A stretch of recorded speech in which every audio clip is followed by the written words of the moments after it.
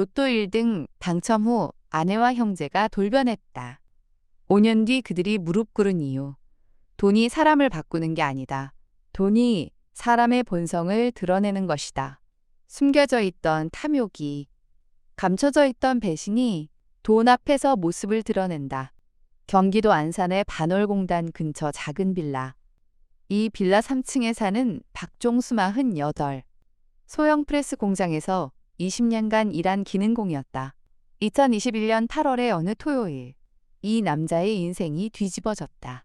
로또 1등, 세후 수령액 28억 원, 그리고 5년 뒤글을 벌인 가족이 무릎을 꿇었다. 이것은 그 이야기다. 박종수는 1973년 충청남도 서산에서 태어났다. 아버지 박만수는 서산 해미읍에서 소규모 농사를 짓는 농부였다. 어머니 김옥자는 읍내시장에서 생선 장사를 했다. 종수는 삼형제 중 둘째였다. 형 종호, 동생 종민. 종수의 어린 시절은 가난했다. 아버지의 농사는 날씨에 좌우되었다. 풍년이면 겨우 먹고 살만했고 흉년이면 빚을 졌다.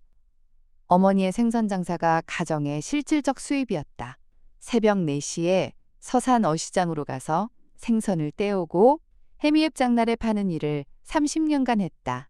종수는 공부에 소질이 없었다. 중학교 성적은 하위권이었다. 하지만 손재주가 좋았다. 기술 시간에 만든 작품이 항상 1등이었다. 아버지가 말했다. 종수야, 기술 배워라. 대학은 못 가도 기술은 밥 먹여준다. 종수는 서산공업고등학교 기계과에 진학했다. 졸업 후 서울로 올라왔다. 안산 반월공단의 프레스 공장에 취직했다. 20살이었다. 월급 45만 원. 기숙사에서 자고 공장에서 12시간씩 일했다. 손가락이 시커먼 기름때로 물들었다. 씻어도 지워지지 않았다. 그 손이 종수의 인생이었다.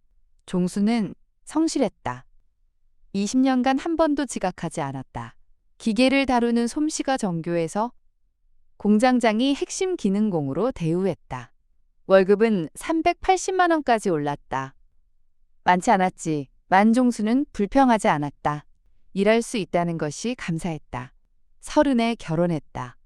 아내 이미정은 같은 공단 내 전자부품 공장에서 일하는 여자였다.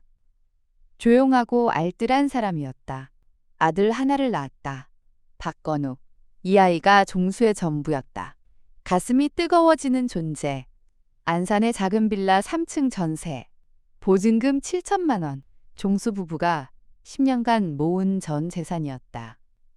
종수가 로또를 사기 시작한 것은 2015년부터였다. 매주 토요일 공장 앞 편의점에서 5천 원어치를 샀다. 5장. 자동이었다. 번호를 고를 능력도 의지도 없었다. 그냥 습관이었다. 아내 미정은 로또에 돈 쓰지 말라고 잔소리했다. 종수야, 그 돈이면 건우 학원비에 보태지. 종수는 웃으며 대답했다. 일주일에 5천 원이야. 이것까지 아끼면 삶이 너무 팍팍하잖아.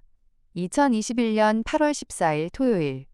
종수는 평소처럼 편의점에서 로또를 샀다. 저녁에 퇴근하고 TV를 켰다. 추천 방송이 나왔다. 번호가 하나씩 나왔다. 첫 번째 숫자. 종수의 세 번째 장에 있었다.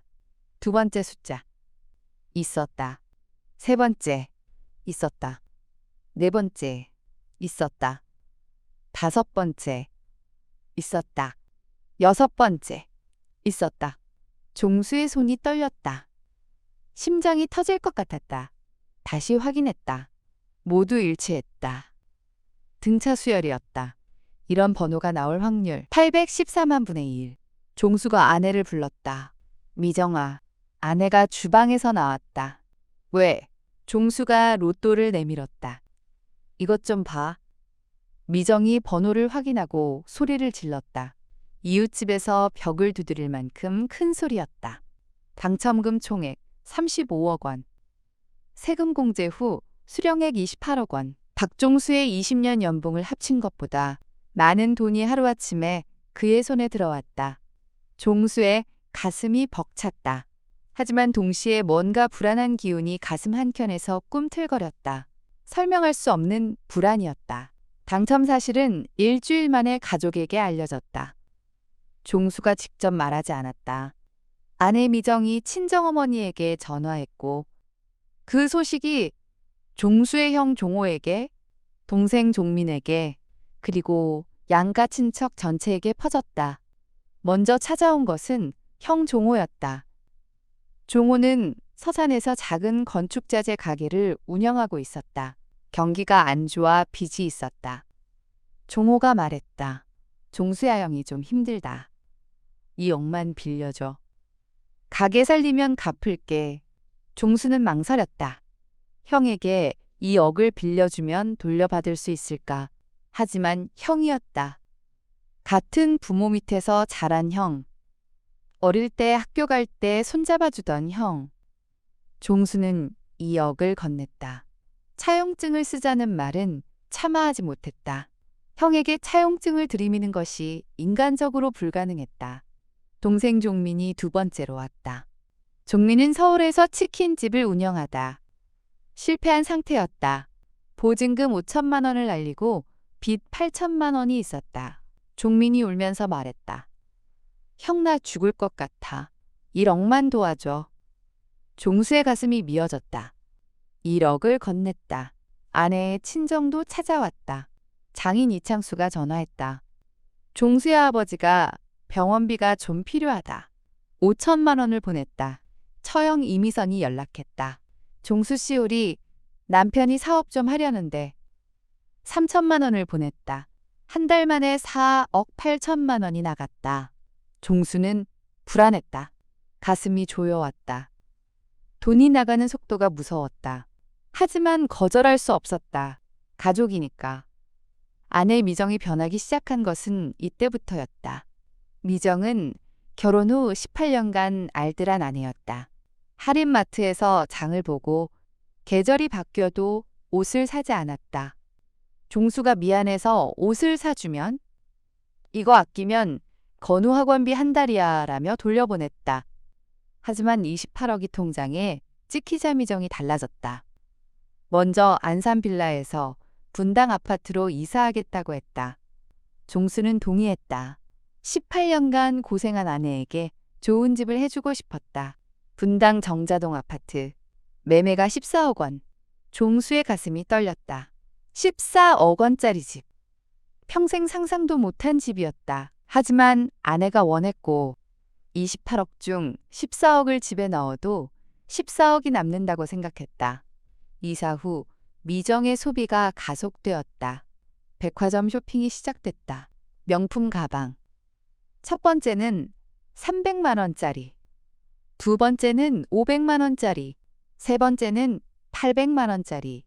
종수가 미정아 좀 천천히 쓰자라고 했을 때 미정이 말했다. 20년간 안 쓰고 안 입고 살았잖아. 좀 쓰면 어때? 미정의 말이 틀린 것은 아니었다. 20년간 고생한 것은 사실이었다. 하지만 종수의 가슴에 불안이 자라고 있었다. 돈이 줄어드는 속도가 눈에 보였다. 이 이야기가 궁금하시다면 구독과 좋아요를 눌러주세요. 당첨 1년 후 종수가 통장을 확인했다. 28억쯤 남은 돈 9억 2천만 원. 1년 만에 19억이 사라졌다. 내역을 정리했다. 아파트 14억, 형에게 2억, 동생에게 1억, 장인에게 5천만 원, 처형에게 3천만 원, 아내 쇼핑 및 생활비 8천만 원, 건우 국제학교 학비 3천만 원, 자동차 벤츠 E클래스 7천만 원, 기타 일 200만 원. 종수가 아내에게 말했다. 미정아, 우리 이제 아껴야 해. 9억밖에 안 남았어. 미정의 대답이 종수의 가슴을 찔렀다. 9억이 적어? 우리 같은 사람한테 9억이면 많은 거야. 종수는 느꼈다. 미정의 기준이 바뀌었다는 것을.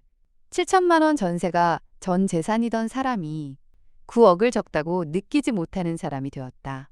형 종호에게서 연락이 왔다.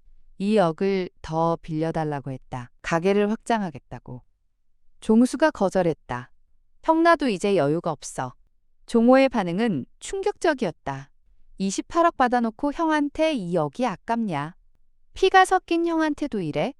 전화를 끊었다. 동생 종민도 5천만 원을 더 달라고 했다.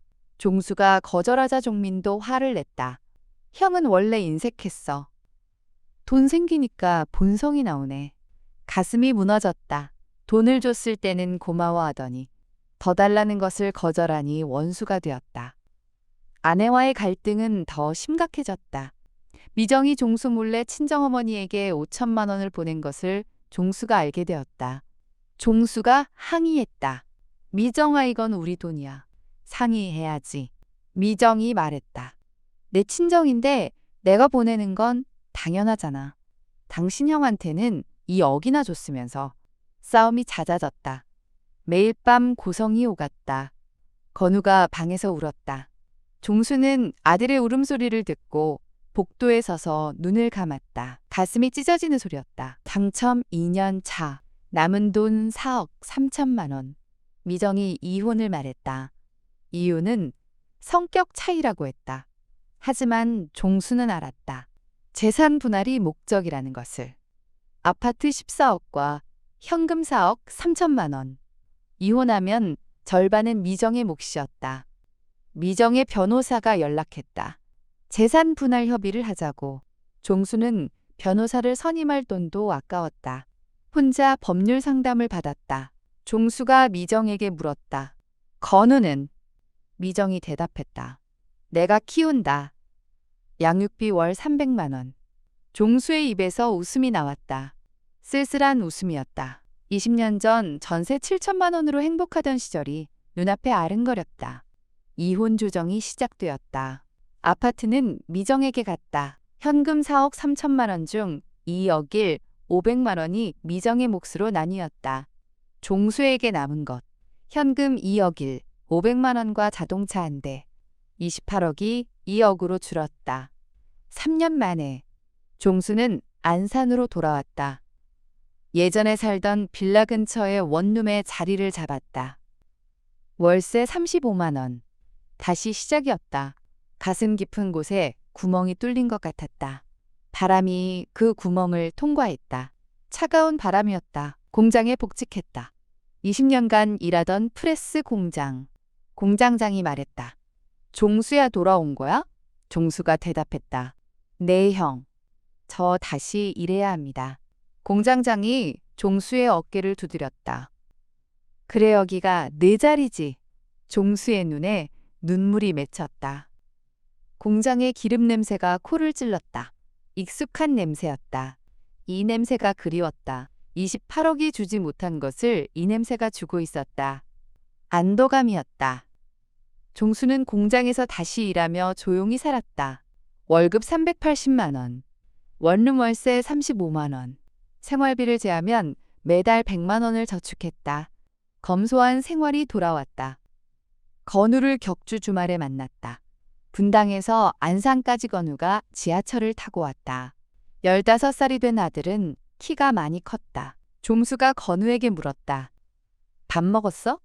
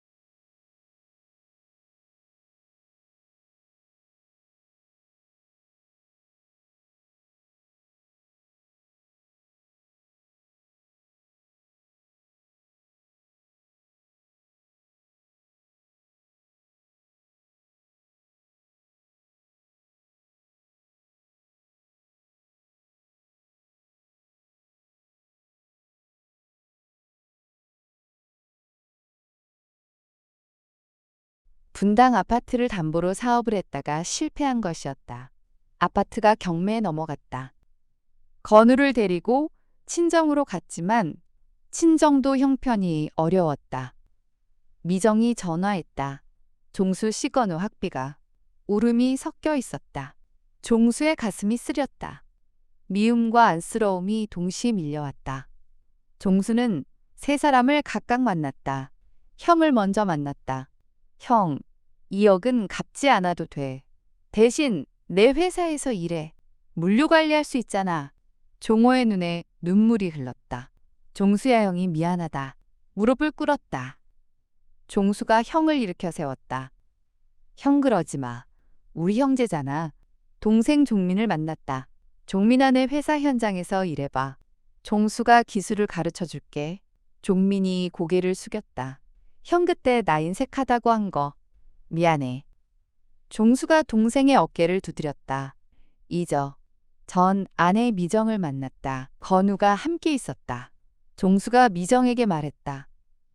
건우 학비는 내가 낼게. 건우를 위해서. 미정이 고개를 숙였다. 종수 씨 미안해요. 나 정말 미안해요. 종수는 대답하지 않았다. 가슴이 아팠다. 미움이 아니라 슬픔이었다. 함께 행복할 수 있었는데 돈이 그 행복을 부숴버렸다는 슬픔. 건우가 아빠에게 달려와 안겼다. 아빠 회사에서 일하고 싶어. 나중에. 종수가 아들의 머리를 쓸어주며 말했다. 그래 아빠가 기술 가르쳐 줄게. 28억은 종수를 행복하게 해주지 못했다. 하지만 28억을 잃은 후의 시간이 종수를 진짜 부자로 만들었다. 기술이라는 자산, 성실이라는 자본. 이 두 가지는 도둑이 훔쳐갈 수 없고 가족이 나눠 가질 수 없는 것이었다. 종수는 오늘도 새벽 5시에 일어난다. 공장으로 향한다. 프레스 기계 앞에 서면 마음이 편하다. 기름 냄새가 나는 손으로 금형을 다듬으면 세상이 단순해진다. 이 단순함이 종수의 행복이었다. 로또는 삶을 바꾸지 않는다. 삶을 바꾸는 것은 기술이고 성실이고 시간이다. 28억이 증명하지 못한 것을 380만 원의 월급이 증명했다. 돈이 가치를 만드는 게 아니라 가치가 돈을 만드는 것이다. 구독과 좋아요는 큰 힘이 됩니다.